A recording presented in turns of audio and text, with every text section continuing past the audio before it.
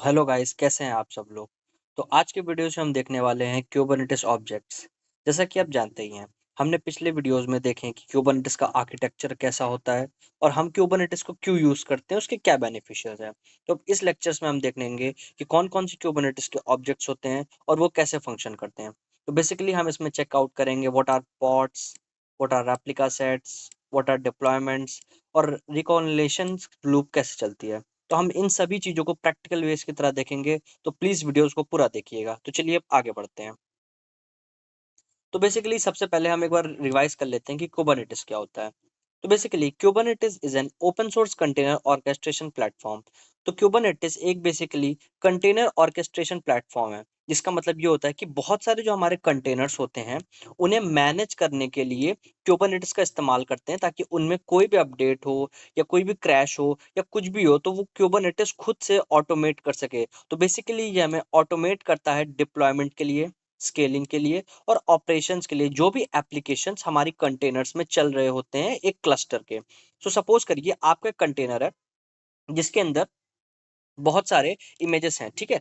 तो मान लेते हैं कि उस पॉड में आपके 6 कंटेनर चल रहे हैं, ठीक है। अब आप सपोज करिए कि उस 6 कंटेनर्स में से कोई 2 कंटेनर क्रैश हो जाते हैं, और ये टाइम है आपके रात के 12 बजे का, जिस समय आप सो रहे हैं। अब आप सपोज करिए उस समय जो वो 2 कंटेनर क्रैश हुए हैं, वो आपके वेबसाइट के टॉप पेजेस हैं, जो कि अब एक्सेसिबल नहीं हो सकते हैं, क्योंकि आपका जो कंटेनर है वो क्रैश हो चुके हैं। उस समय पे आप क्योंकि चेक भी नहीं कर रहे हैं, तो उस समय पे जो ये वेबसाइट होगी वो डाउन चली जाएगी, और आपको इससे काफी नुकसान भी हो सकता है, क्योंकि हम क्यूबरनेटिस का इस्तेमाल उसमें नहीं कर रहे हैं। पर अगर आप क्यूबरनेटिस का इस्तेमाल करें, तो जो क्यूबरनेटिस होगा, जब भी कोई पॉड क्रैश होगा या उसमें कोई भी दिक्कत आएगी, तो वो उसके रेप्लिकास अपने आप क्रिएट कर देगा, ताकि कोई भी डाउन टाइम आपके साइट पे ना आए। तो ये था इसका एक advantage.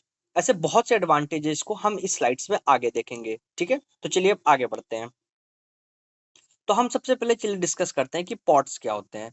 So pods are not basically, it's just a group of one or more containers with shared storage network and specification for how to run the containers. तो बेसिकली पॉड्स आपके एक स्पेस होती है जहां पे हम मल्टीपल कंटेनर्स को run कर सकते हैं।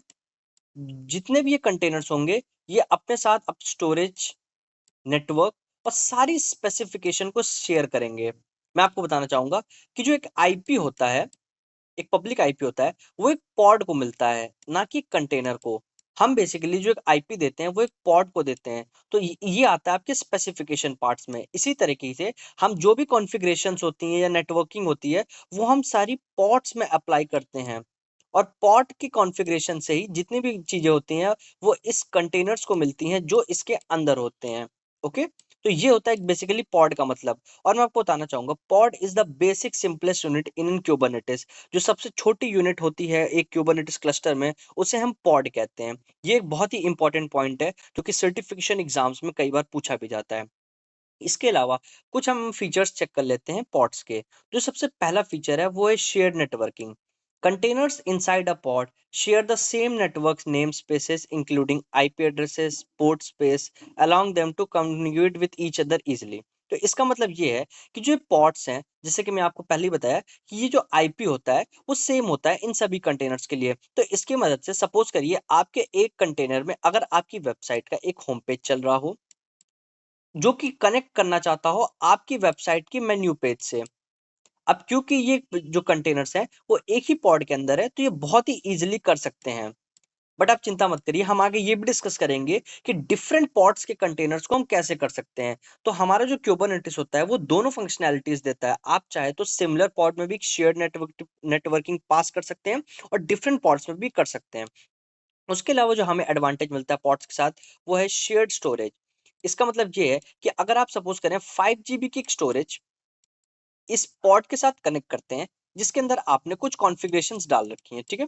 तो ये जो कॉन्फ़िगरेशंस है वो इस कंटेनर के द्वारा, इस कंटेनर के द्वारा और इसके द्वारा, इन तीनों के द्वारा बहुत आराम से यूज हो सकता है। बेसिकली आपको इन तीनों कंटेनर्स में इंडिपेंडेंट स्टोरेज अटैच नहीं करनी होगी। आप इसी एक स्टोरेज से ही इन सबको वो सब डेटा पास ऑन कर सकते हैं। तो ये है मतलब एक शेयर स्टोरेज का। इसके अलावा पॉड्स एफेमरल भी होते हैं। Pods are design to be temporary, they can be killed or restarted by the Kubernetes control plane when necessary. तो हमने जैसे कि पहले भी पढ़ा है कि क्यूबरनेटिस का मास्टर, जिसे हम क्यूबरनेटिस कंट्रोल प्लेन भी कहते हैं, उसके अंदर जो उसका ब्रेन होता है, जिसे हम लोग एपीआई सर्वर से जानते हैं, वो इन पॉड्स को एफेमरल बनाता है। सपोज करें कि आपने इस पॉड में कुछ 3 कंटेनर डाले जिसको आपने टेस्टिंग बेसिस पे लिया, okay? For the testing basis.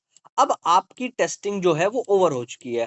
अब आप इन्हें डिलीट करना चाहते हैं, तो आपको कंट्रोल पेन ऐसा कोई फोर्स नहीं करता है कि आप इसे डिलीट नहीं कर सकते हैं कुछ भी। ये टेम्परेरी बेसिस के लिए बनते हैं। आप इन्हें चाहें तो डिलीट करके इनके रेप्लिकास भी बना सकते हैं, या इनके अपडेटेड वर्जन को यहाँ इंक्लूड करने के बाद उसको राउट कर दें अपनी वेबसाइट से और इसको डिलीट कर सकते हैं।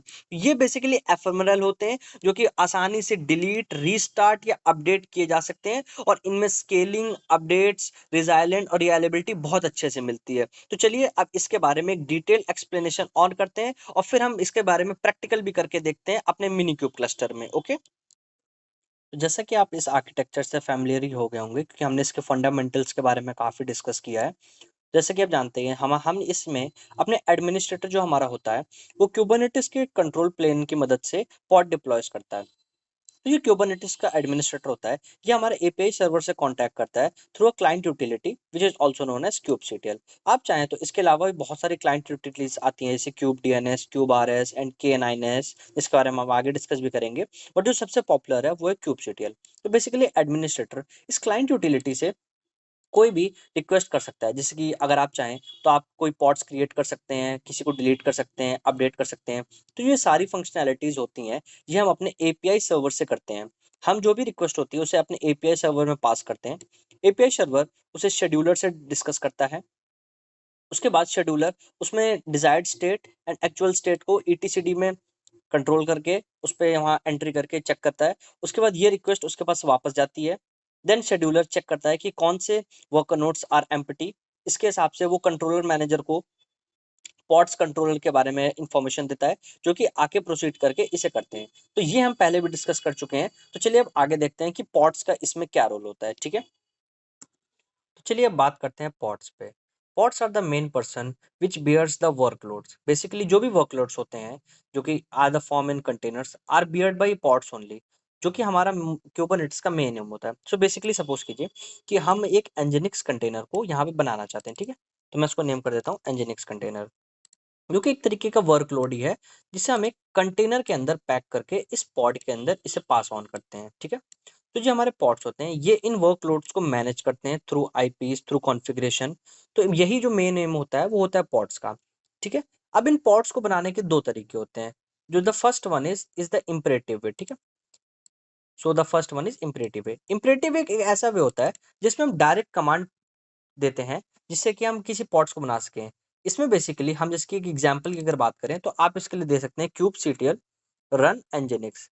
This is the direct command. ये हम कमांड्स बेसिकली तब यूज करते हैं जब हमें कोई भी कॉन्फ़िगरेशंस, कोई भी पास ऑन, कोई भी डिपेंडेंसीज पास नहीं करनी होती है।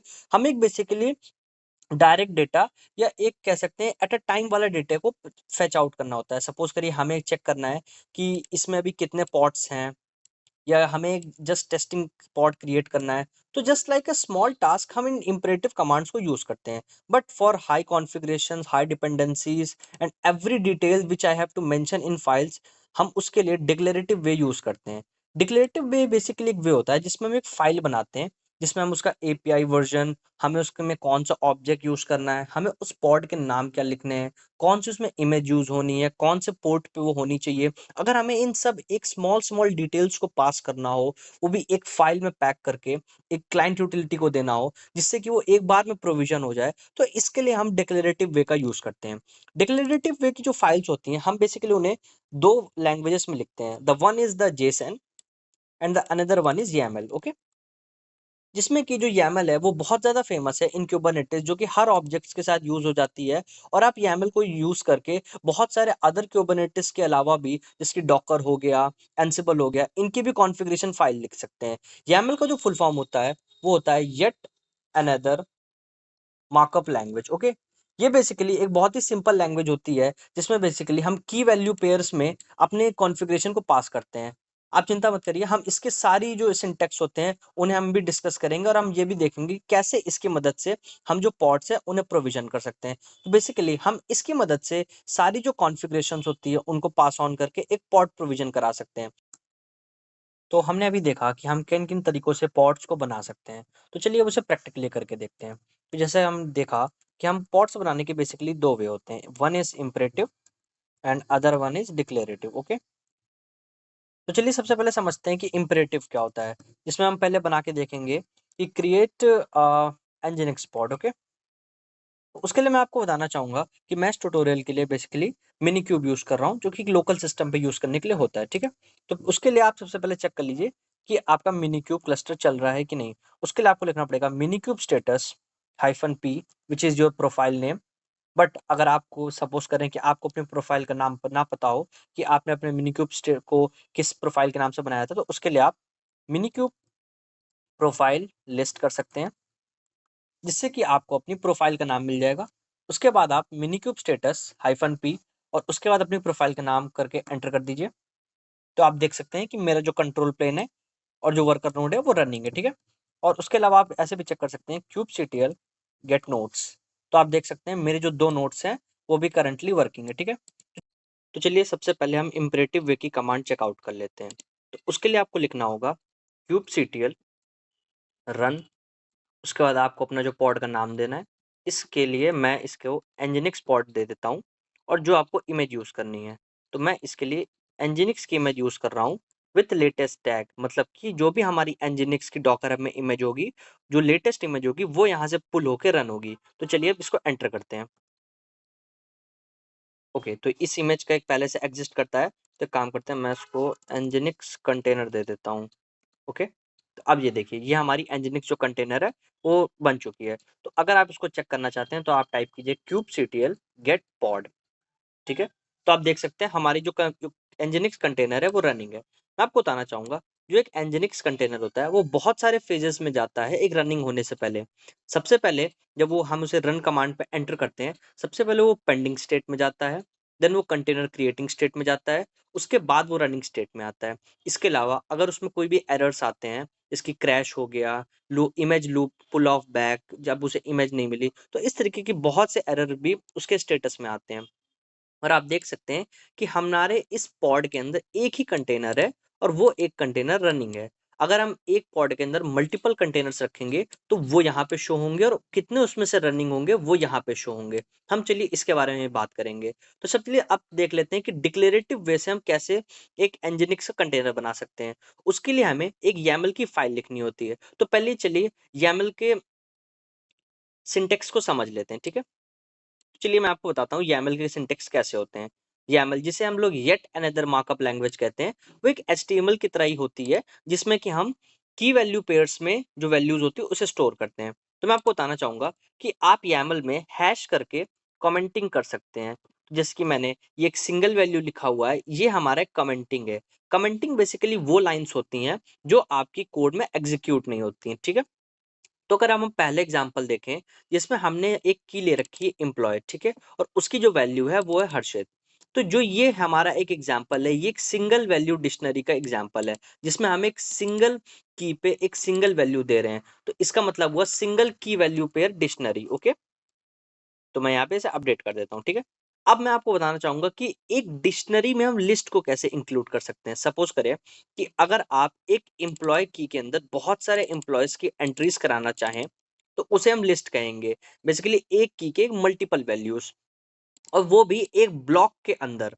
तो इस ब्लॉक के अंदर एम्प्लॉइज़ के अंदर इसकी 3 एंट्रीज़ हैं, जो कि है हर्षित, नीरज एंड कुसुम।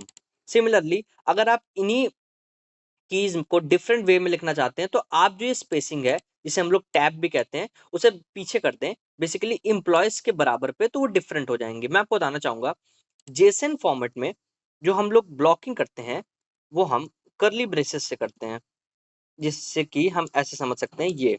तो इसके अंदर जो भी कॉन्टेक्स्ट आएँगे, वो बेसिकली इस ब्लॉक के अंदर आएँगे, बट YAML फॉर्मेट में हम इसको ऐसे नहीं करते हैं। हम उसके लिए एक बेसिकली ब्लॉक देते हैं, जिससे कि हम उसको लाइन से भी रिप्रेज़ेंट कर सकते हैं। तो इस लाइन को रिप्रेज़ेंट करके हम इसमें YAML में कर रहे हैं। इसके अलावा आप नेस्टेड भी कर सकते हैं। नेस्टेड का मतलब होता है एक की के अंदर मल्टीपल कीज। ओके, तो नेस्टेड वैल्यूज, तो ये हो गई हमारी नेस्टेड वैल्यूज। बेसिकली नेम के अंदर मैंने बहुत सारे अलग कीज भी डाले हुए हैं, जिसकी कलर एम, इसमें बेसिकली इस की के अंदर हम मल्टीपल वैल्यूज डाल सकते हैं और इस सिंगल की के अंदर भी हम मल्टीपल वैल्यूज डाल सकते हैं। तो ये था बेसिकली एक बेसिक सिंटेक्स ऑफ YAML। चलिए अब आगे समझते हैं। तो चलिए अब हम सबसे पहले अपनी YAML फाइल लिखेंगे एक पॉड बनाने के लिए। तो मैं आपको बताना चाहूंगा कि जो एक YAML फाइल होती है पॉड बनाने के लिए, उसकी जो मेन 4 टॉप लेवल फील्ड्स होती हैं वो होती हैं API वर्जन, देन आपका मेटा डेटा, सॉरी उसके बाद आपका होता है काइंड, देन आपका मेटा डेटा एंड देन उसके बाद स्पेक। अब मैं आपको बताना चाहूंगा कि जो YAML फाइल होती है ये केस सेंसिटिव होती है। मींस इसका एक जो एक स्टैंडर्ड वर्जन है आपको वही यूज करना पड़ेगा। तो इसलिए मैंने सबसे पहले जानबूझ के गलत लिखा है कि जो API वर्जन है उसमें A कैपिटल है। बेसिकली जो ये सिंटेक्स यूज करते हैं उसे हम लोग कैमल केस कहते हैं। कैमल केस में हम जो भी दो वर्ड्स होते हैं उनमें जो सबसे पहला वर्ड होता है उसे स्मॉल लेटर में और जो सेकंड वर्ड होता है उसे कैपिटल लेटर में लिखते हैं, जस्ट लाइक दिस। तो उसी तरीके से हमारा जब जो भी सबसे पहला वर्ड होगा उसका जो फर्स्ट लेटर होगा वो स्मॉल होगा और जो सेकंड लेटर होगा, मतलब जो सेकंड वर्ड आएगा वो कैपिटल से स्टार्ट होगा। ठीक है, तो ये थे हमारे main 4 level fields of a YAML file. ठीक है, अब इसके बाद मैं बताना चाहूंगा कि जो इसके बाद जो होते हैं उसके बाद हम उनके वर्जन लिखने होते हैं। तो सपोज करिए कि जो पॉड होता है उसका जो वर्जन होता है वो होता है V1। मैं आपको बताना चाहूंगा कि डिप्लॉयमेंट्स, रेप्लिका सेट, आगे हम जो भी ऑब्जेक्ट्स पढ़ेंगे उनका जो एक बेस YAML फाइल्स होता है उसका सिंटेक्स भी यही होता है। बस उनके जो API वर्जन होते हैं और जो स्पेक्स होते हैं उनकी फील्ड्स कुछ डिफरेंट होती है। ओके, उसके बाद हमने जो काइंड है वो हमारा पॉड है। इस पॉड में हमारा जो पी होगा वो कैपिटल होगा। ठीक है, उसके बाद अब हमें मेटा डेटा के अंदर की फील्ड्स डालनी होंगी। तो उसके लिए सबसे पहले आप इंडेंटेशन में आए। इंडेंटेशन में आने के लिए या तो आप टैब प्रेस कर सकते हैं या तो मैं रिकमेंड करूंगा कि आप 2 बार स्पेस प्रेस करें, क्योंकि टैब कई बार कुछ गलत इंडेंटेशन भी दे सकता है। तो इसलिए आप 2 बार स्पेस पुट कीजिए, वो बेटर रहेगा। उसके बाद आप मेटा डेटा में नेम और लेबल्स देंगे। ओके, नेम में आप उस पॉड का नाम देंगे। तो सपोज करिए मैं इसका नाम देता हूं एनजिनिक्स कंटेनर। ओके, उसके बाद लेबल्स के अंदर आप मल्टीपल वैल्यूज पुट कर सकते हैं। तो सपोज करिए मैं इसमें पुट करता हूं ENV डेमो। ओके, तो ये हमारे एक वैल्यू हो गई। ठीक है, उसके बाद स्पेक्स में आपके जो फील्ड्स आती हैं वो होती हैं कंटेनर्स। और मैं आपको बताना चाहूंगा कि कंटेनर्स एक पॉड के अंदर बहुत सारे हो सकते हैं, इसलिए हम इसे लिस्ट के फॉर्म में डालेंगे, क्योंकि हम एक के अंदर बहुत एक कंटेनर मतलब एक पॉड के अंदर बहुत सारे कंटेनर्स डाल सकते हैं। तो इस जो कंटेनर का जो सबसे पहली फील्ड होगी वो होगी नेम, देन इंडेंटेशन को हम क्लियर करेंगे। उसके बाद हम इसमें जो इमेज डालना चाहते हैं वो लिखेंगे। उसके बाद जो चीज आती है वो होती है पोर्ट्स। तो अब चलिए अब हम इन सबको फिल करते हैं। तो सपोज करिए मैं जो अपने कंटेनर का नाम देना चाहता हूँ वो है एनजिनिक्स कंटेनर सिमिलर एज पॉड। जो मैं इमेज यूज करना चाहता हूँ वो है एनजिनिक्स लेटेस्ट। और जिस वो पोर्ट पे चलेगा, क्योंकि पोर्ट्स में भी बहुत सारे डिफरेंट पोर्ट्स होते हैं, means container port, target port, तो उसको भी हम एक लिस्ट में लिखेंगे। तो कैमल केस की तरह ही इसको भी हम दे देते हैं कंटेनर पोर्ट 80। ठीक है, तो ये था हमारा basic structure of a YAML file. अब बहुत से लोग कंफ्यूज हो सकते हैं कि API वर्जन कैसे क्या होंगे। तो मैं आपको बताना चाहूंगा आप API वर्जन को फाइंड कर सकते हैं एक कमांड से। इसको मैं आपको यहाँ बता देता हूँ। तो आप बेसिकली लिख सकते हैं kubectl explain pod। ओके, जैसे ही आप इस पे एंटर करेंगे तो आपको एक लिस्ट मिलेगी जिसमें बहुत सी डिटेल्स होंगी पॉड्स की। तो आप यहाँ देख सकते हैं जो भी काइंड ऑब्जेक्ट होगा पॉड उसका वर्जन होगा V1। जो ये वर्जन होता है ये कुछ भी हो सकता है, आपका अल्फा, बीटा, गामा, V1। तो ये आपको अगर कंफ्यूज है कि ये क्या होगा तो आप इस कमांड से इसे चेकआउट कर सकते हैं।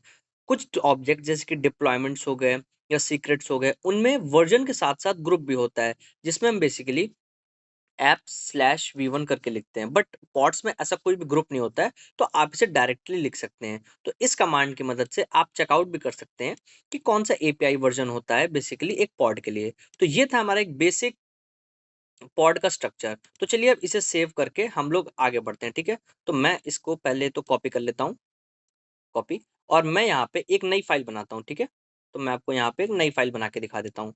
तो आपको नई फाइल बनाने के लिए यहाँ लिखना पड़ेगा नैनो pod डॉट YAML। उसके बाद आप इसका कंटेंट यहाँ पे पुट कर दीजिए, जैसे कि आप देख पा रहे हैं ये हमारा कंटेंट है, ठीक है। और आप ये चीज जरूर चेक कर लीजिएगा कि जो भी आप ये फाइल डाल रहे हैं उसमें लेबल्स इसमें सही इंडेंटेशन में हो। अगर आप इस लेबल को यहाँ रख देंगे तो इसका मतलब कि अब जो ये मेन 4 टॉप लेवल फील्ड्स हैं उसमें 5 हो गई, क्योंकि ये देखिए 1 2 3 4 एंड 5, बट हमारी जो मेन टॉप लेवल फील्ड्स होती हैं वो 4 ही होती हैं। तो आप इससे याद भी रख सकते हैं कि हमें कौन सा कंटेंट कहाँ डालना है और कितनी टॉप लेवल फील्ड्स हो सकती हैं, ठीक है। तो ये हमारा एक बेसिक स्ट्रक्चर है। तो आप इसको समझ गए होंगे, तो चलिए आप इसे हम सेव करके रन करने की ट्राई करते हैं। तो इसके लिए आपको control X and then Y press करके एंटर करना होगा। तो अब आप कैट करके देख भी सकते हैं कि हमारी जो फाइल है वो ये हो चुकी है। चलिए अब इसको अप्लाई करके क्रिएट करते हैं। तो उसके लिए आपको लिखना पड़ेगा kubectl क्रिएट -f और फिर फाइल का नाम। मैं आपको बताना चाहूंगा आप इसकी जगह अप्लाई भी यूज कर सकते हैं। बेसिकली अप्लाई और क्रिएट में क्या डिफरेंस होता है। क्रिएट बेसिकली हमारा सिर्फ क्रिएट करता है। अगर आप कोई अपडेट करना चाहें या बेसिकली कॉन्फ़िगरेशंस में कुछ चेंज करना चाहें या आप कोई भी नेम चेंज करना चाहें तो उसके लिए आपको अप्लाई करना होगा। बट मैं फर्स्ट टाइम इसको बना रहा हूँ तो मैं इसको क्रिएट ही करूंगा। अब मैं एंटर करूंगा। तो अब यहाँ देख सकते हैं कि इसमें कोई एरर आया है। तो चलिए इसको भी रिजॉल्व करते हैं कि इसमें क्या एरर है, ठीक है। तो इसमें जो एरर आया है वो ये कह रहा है कि the JSON can not marshal arrays field in the labels. Okay, तो ये कहना चाह रहा है कि जो ये एरे होता है इसमें जो लेबल्स होते हैं वो नहीं आपने पुट नहीं किए। ओके सॉरी सॉरी, मैंने यहाँ पे लेबल्स तो मेंशन ही नहीं किए। सही है। तो ठीक है, आप देख भी सकते हैं कि ये एरर्स आपको आ सकते हैं। तो फिर से आपको nanopod.yaml करना पड़ेगा। और यहाँ पे लेबल्स तो हमने मेंशन किए हैं बट लेबल्स में लिस्ट नहीं होती है। तो लेबल्स की लिस्ट को हम हटा देते हैं और इसमें सिर्फ 2 स्पेस हम दे देते हैं, ठीक है। मैं आपको बताना चाहूंगा सिर्फ एक लेबल्स ही ऐसी फील्ड है जिसमें आप कोई भी की वैल्यू पेयर्स पुट कर सकते हैं। बेसिकली ये एक आइडेंटिफायर होता है कि किससे आपका पॉड नाम जाना जाए। तो हम उस आइडेंटिफायर की ENV दे रहे हैं और वैल्यू डेमो। बट उसके अलावा जितनी भी फील्ड्स हैं वो बाय डिफॉल्ट अपने स्टैंडर्ड्स पे चलती हैं, उसमें आप कोई चेंज नहीं कर सकते हैं। तो अब इसको सेव करके हम फिर से अप्लाई करते हैं। तो kubectl create -f and then हमारी फाइल का नाम, ठीक है। तो अब आप देख सकते हैं अब इसमें ये कह रहा है कि जो हमारा एनजिनिक्स कंटेनर है वो पहले से चल रहा है। तो मैंने जानबूझ के इसका जो नेम है वो एनजिनिक्स कंटेनर दिया ताकि मैं आपको बता सकूं कि हम kubectl में डिलीट भी कैसे करते हैं पॉड को। तो अगर आप चेक करें पहले कि हमारे कितने पॉड्स चल रहे हैं, तो हमारे बेसिकली 2 पॉड्स चल रहे हैं, एनजिनिक्स कंटेनर एंड एनजिनिक्स पॉड। अब मैं एनजिनिक्स कंटेनर को फिर से क्रिएट करने की कोशिश कर रहा हूँ जिसमें वो मुझे एरर दे रहा है कि इट्स ऑलरेडी एग्जिस्ट, मतलब वो नेम पहले से एग्जिस्ट करता है और ये एक केस सेंसिटिव है। तो आप सेम नेम के 2 पॉड्स नहीं रख सकते हैं। तो चलिए सबसे पहले इसे डिलीट कर देते हैं। तो उसकी कमांड होती है kubectl डिलीट पॉड और फिर पॉड का नाम। तो हमारे पॉड का नाम है एनजिनिक्स कंटेनर। तो मैंने इसको यहाँ से कॉपी कर दिया और पेस्ट कर दिया। अब आप देख सकते हैं कि ये जो हमारा कंटेनर है वो डिलीट हो गया है। तो एक बार फिर से kubectl गेट पॉड्स करके चेक कर लीजिए। तो आप देख सकते हैं अब सिर्फ एक ही पॉड चल रहा है, एनजिनिक्स पॉड। एनजिनिक्स कंटेनर हमारा डिलीट हो गया है। चलिए अब उस फाइल को फिर से हम लोग अप्लाई करते हैं। तो ये हमारी कमांड है nginx create sorry kubectl create -f pod.yaml। अब आप एंटर पुट करिए।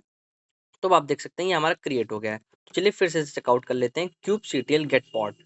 तो अब आप देख सकते हैं कि अब हमारा जो एक एनजिनिक्स कंटेनर है वो सक्सेसफुली रन हो गया है। तो ये था हमारे declarative way of creation of pods. तो चलिए अब आगे देखते हैं। तो अभी हमने देखा कि कैसे हम अपने पॉड्स को बना सकते हैं। तो चलिए अब देखते हैं कि कैसे हम उन पॉड्स को ट्रबल शूट कर सकते हैं जब उनमें कोई भी एरर आए।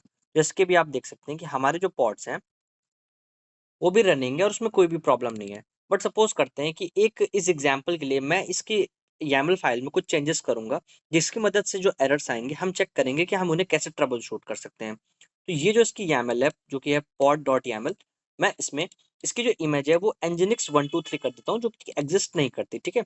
अब मैं इसे Ctrl+S करके अप्लाई करता हूँ। तो मैं इसके लिए लिखूंगा क्योंकि हम इसे अपडेट कर रहे हैं तो हम इसके लिए लिखेंगे kubectl अप्लाई और फिर हमारी फाइल का नाम। ओके, अब हम इसे एंटर कर देंगे। तो अब आप देख सकते हैं कि हमारा जो nginx कंटेनर है वो कॉन्फ़िगर्ड हो गया है।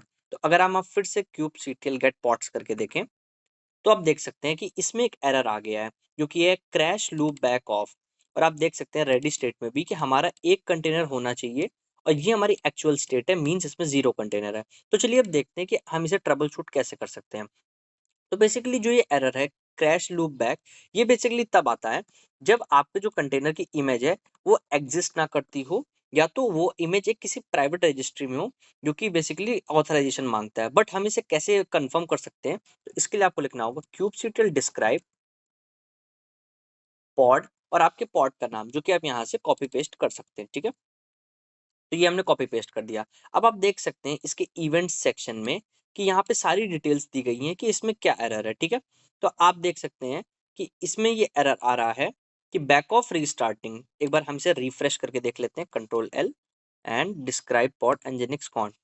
तो अभी आप देख सकते हैं इसमें कोई भी रीस्टार्ट हो रहा है, ये basically fail to pull image nginx 123, error response from daemon, pull access denied for nginx 123, repository either does not exist or may require docker login denied। तो बेसिकली ये कहना चाहता है कि या तो जो आप ये इमेज यूज कर रहे हैं वो रेपोजिटरी एग्जिस्ट नहीं करती है, या तो वो किसी पब्लिक या फिर प्राइवेट रेपोजिटरी में जिसके लिए डॉकर लॉगिन चाहिए जो कि डिनाइड हो रहा है।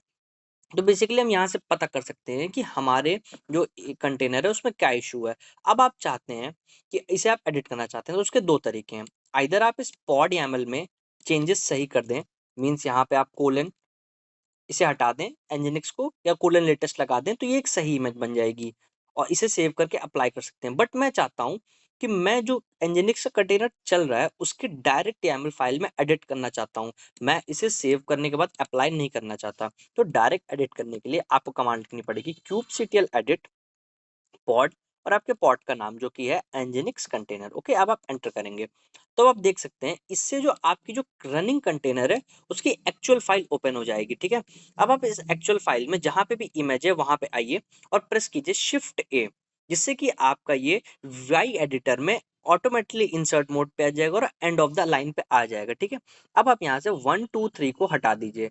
अभी हमारी जो इमेज है वो सही हो चुकी है। इसके बाद आपको escape colon WQ and exclamatory mark, इसके बाद आपको एंटर करना होगा। ठीक है, तो अब आप देख सकते हैं हमारा जो पॉड nginx कंटेनर है वो एडिट हो गया है। अब अगर हम लिखें kubectl get pod, तो आप देख सकते हैं हमारा जो nginx कंटेनर है वो रनिंग स्टेट में आ गया है। तो ये हमारी जो कमांड है इससे आप देख सकते हैं कि हम जो भी कंटेनर है उसकी फाइल को डायरेक्ट उसके कंटेनर की जो फाइल है उससे एडिट कर सकते हैं। ठीक है, तो ये हमारा एक वे था। बाकी आपको मैंने दूसरा बताया कि आप दूसरे वे में इसकी जो YAML फाइल है जो कि हमने यहाँ पे लिख रखी है, मैं आपको दिखा देता हूँ।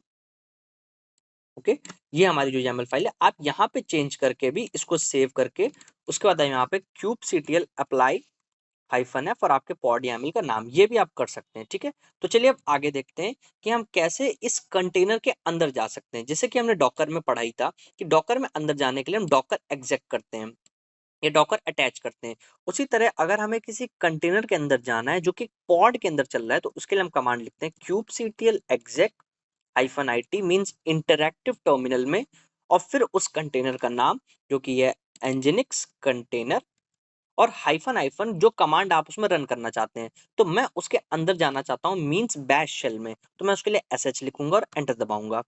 तो आप देख सकते हैं कि हैश ये बता रहा है कि हम उस कंटेनर के अंदर आ चुके हैं। अगर आप प्रेजेंट वर्किंग डायरेक्टरी देखें तो हम स्लैश में, अगर हम मैं इसमें देखना चाहूँ कि इसमें क्या क्या पुट है, तो आप देख सकते हैं ls-lrt करके कि इसके अंदर कौन कौन सी फाइल कंटेन्ड है। तो ये बेसिकली कमांड थी जिसकी मदद से आप उस कंटेनर के अंदर जाके चेकआउट कर सकते हैं। अब अगर आपको यहाँ से एग्जिट करना है तो आप कंट्रोल सी दबा दीजिए या फिर यहाँ पे एग्जिट लिख दीजिए।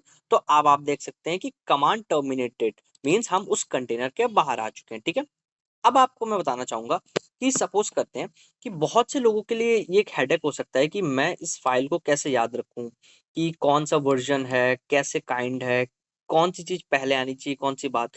तो आप इस फाइल को जनरेट भी कर सकते हैं कमांड के थ्रू। सपोज करिए कि आपके अगर ऑर्गेनाइजेशन में एक फाइल आपको लिखने को दी जाए जिसमें हंड्रेड्स ऑफ फील्ड्स हो, बहुत सारे लेबल्स हो, बहुत सारे कंटेनर्स को मेंशन करना हो, तो ये एक बहुत ही टाइम कंज्यूमिंग टास्क हो सकता है। तो इसको हम कम करने के लिए डायरेक्ट कमांड भी यूज कर सकते हैं। तो जैसे कि मैं आपको बताना चाहूंगा, हम लोग पहले यूज कर रहे थे kubectl run nginx hyphen hyphen image equal to nginx।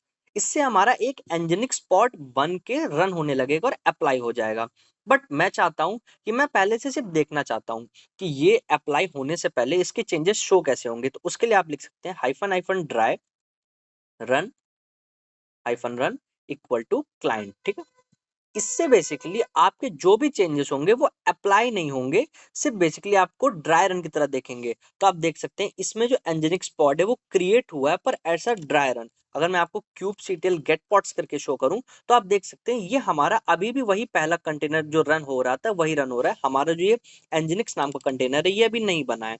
इसका मतलब बेसिकली आप ड्राई रन करके देख सकते हैं कि मेरी जो सारी कॉन्फ़िगरेशन है वो सही है कि नहीं।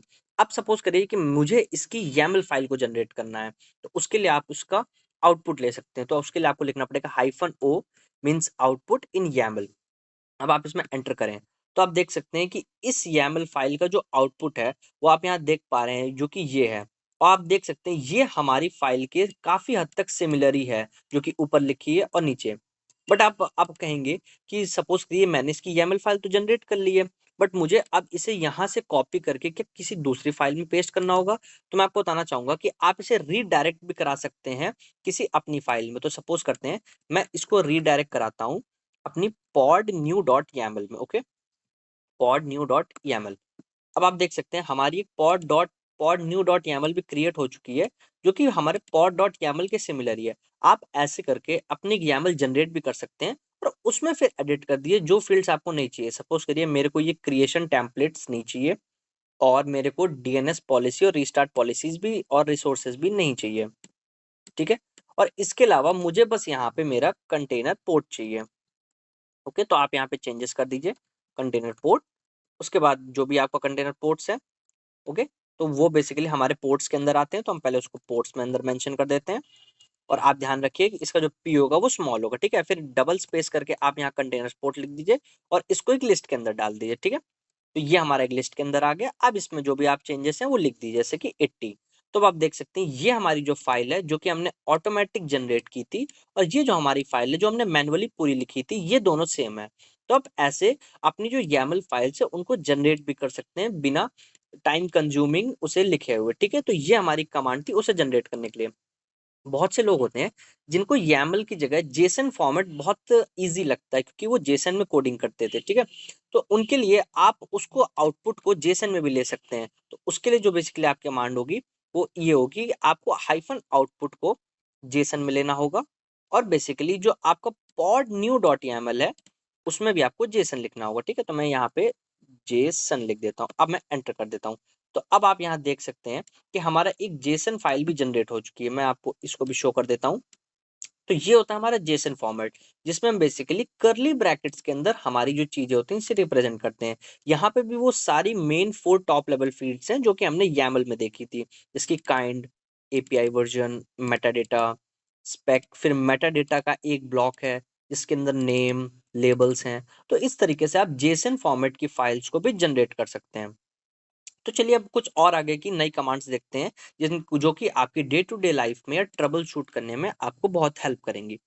तो सपोज करिए अगर आपको आपके पॉड की एक फुल फ्लेज इंफॉर्मेशन चाहिए, मींस वो कौन से नोड में है, उसके क्या लेबल्स हैं, क्या क्या उसके कंटेनर्स के मैसेजेस आ रहे हैं, तो वो आप kubectl डिस्क्राइब पॉड और पॉड का नाम जो कि हमारा pod.yaml, ठीक है।